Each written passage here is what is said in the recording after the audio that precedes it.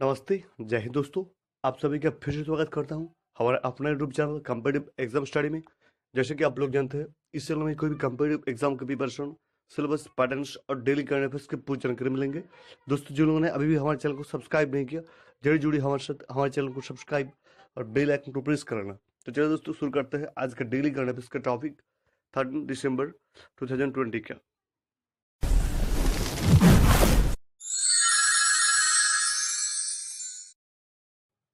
So friends, আজকের প্রথম প্রশ্ন, 13 ডিসেম্বর কী দিবস হিসেবে পালন করা হয়?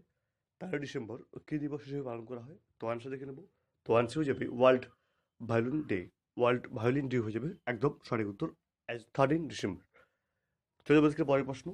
উন্নয়নশীল দেশগুলিতে করোনার ভ্যাকসিন সহজলভ্য করতে অ্যাভ্যাক্স নামে 9 মিলিয়ন মার্কিন ডলারের উদ্যোগ লঞ্চ করলো কোন ব্যাংক?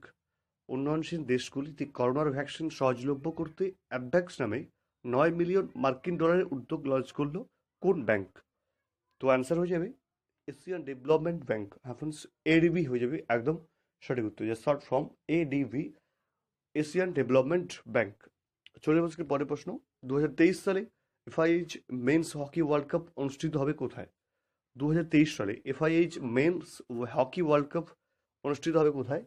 তো আনসার হয়ে যাবে উড়িষ্যার রৌরকেল্লা ও ভুবনেশ্বরে। স্টেট অফ উড়িষ্যার রৌরকেল্লা ও ভুবনেশ্বর হয়ে যাবে একদম সঠিক উত্তর। চলে যাবো আজকের পরের প্রশ্ন। সম্প্রতি হাতি স্বাস্থ্য শিবিরের আয়োজন করলো কোথায়? সম্প্রতি হাতি স্বাস্থ্য শিবিরের আয়োজন করলো কোথায়? তো আনসার হয়ে যাবে আসামের কাজিরাঙ্গা ন্যাশনাল পার্ক। ফ্রেন্ডস, আসামের কাজিরাঙ্গা ন্যাশনাল পার্ক হয়ে যাবে একদম সঠিক উত্তর। চলে যাবো আজকের পরের প্রশ্ন। 100% জৈব পদ্ধতিতে চাষাবাদকারী প্রথম কেন্দ্রশাসিত অঞ্চলের নাম কি? 100% জৈব পদ্ধতিতে চাষাবাদকারী প্রথম কেন্দ্রশাসিত অঞ্চলের নাম কি? তো অ্যান্সার হয়ে যাবে লাক্ষাদ্বীপ। ফ্রেন্ডস, লাক্ষাদ্বীপ হয়ে যাবে একদম সঠিক উত্তর। চলে যাবো আজকের পরের প্রশ্ন। Dharma decoding the epics for a meaningful life এই শিরোনামে নন ফিকশন বই লিখলেন কে? Dharma decoding the epics for a meaningful life শিরোনামে নন ফিকশন বই লিখলেন কে?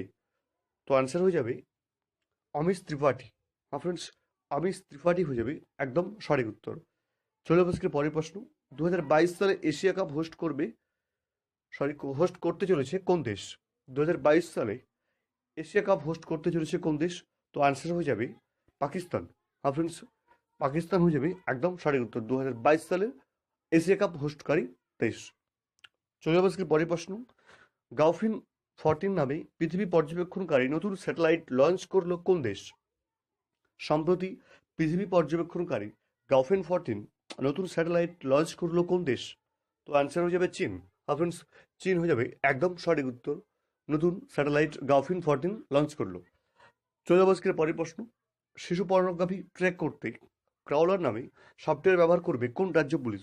শিশু পর্নোগ্রাফি ট্র্যাক করতে ক্রাউলার নামে সফটওয়্যার ব্যবহার করবে কোন রাজ্য পুলিশ? তো আনসার হয়ে যাবে Maharashtra police. State of Maharashtra police একদম সঠিক উত্তর। চলে যাবো আজকের পরের প্রশ্ন। জম্মু কাশ্মীর ও লাদাখ হাইকোর্টের কার্যনির্বাহী প্রধান বিচারপতি হিসেবে নিযুক্ত হলেন কে?